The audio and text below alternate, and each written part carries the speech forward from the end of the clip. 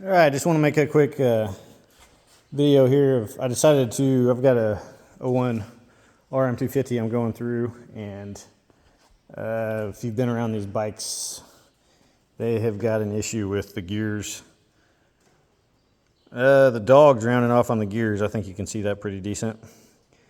And they start jumping out of gear and going into false neutral. That's what mine was doing in third gear. And so I was trying to figure out a way to get them squared up, and I was going to just use a mill, but I think they're case hardened, so I was afraid they'd mill hard. And then I wanted to undercut them. I didn't know how to do that with an end mill. So I decided to do it with a grinder, and this is what I came up with. It's just a fixture to use a 4-inch grinder, and I made a bracket to hold the grinder. And I started with just a zip cut wheel, but there was quite a bit of flex in that.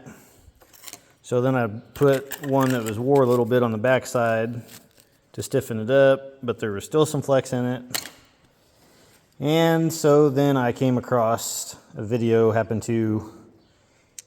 they have these cheap dressing stones on Amazon for like 15 bucks. There's a course and a find.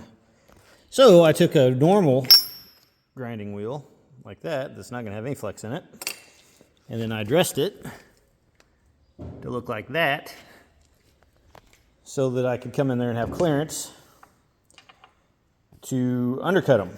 And what I did was I put my undercut into this bracket here. That's not a true 90, so that the grinder is coming down at an angle crossways, just a degree or two. I don't know, it's about roughly a degree.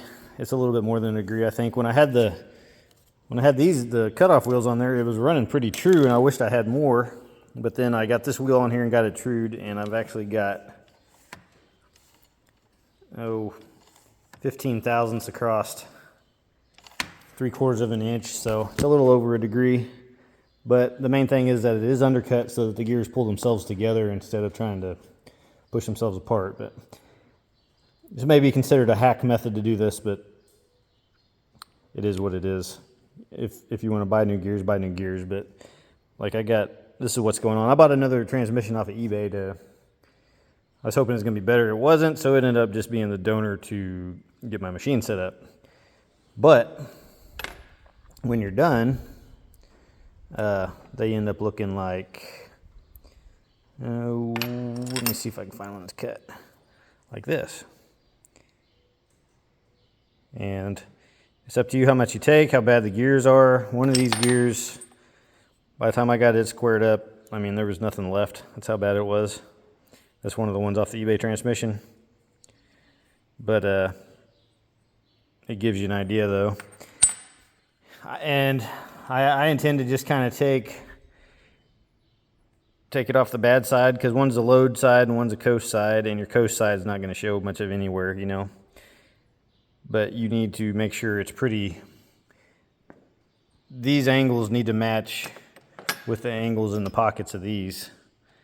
So I figure you can probably get away with a little bit of misalignment and it will wear in, but you want them pretty close. And you also need to make sure you've taken exactly the same amount off of every gear. That way you don't have like one dog catching and 3 aren't. They need to all be engaging at the same time, which means they need to be within 1,000th or 2. But what I started out with was a bolt and ran through a spacer to these go on there. And what I ended up with was my bolt was getting cut by the cutoff wheel. So I decided to thread them and bring the bolt up from underneath, and that gives me enough clearance. Buys me more clearance anyways. It still hits the wheel just a little bit, but I just put that spot where the wheel's at every time, and it seems to be working. The only other thing, right now I'm using my indicator.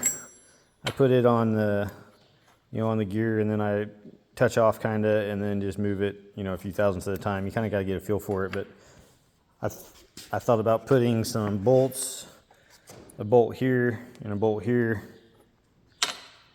like here and here on the tooth, so that I could like back this off a quarter turn, turn this one a quarter turn, and it would move that in a controlled amount. And it would keep the gear loaded the same every time and be more consistent. And I still might. I just got done adding this because to control my height, because it was working, but as I would work it up and down, it would work itself down the slot. And I put a stop on here, and it would render my stop useless because it would work down the slot. So I put that on there as an adjuster. But what I'm getting at is, if you're poor, can't afford to put $1,000 worth of gears in a $500 dirt bike, that there's ways around it. And I said, I feel like these are going to be more than satisfactory.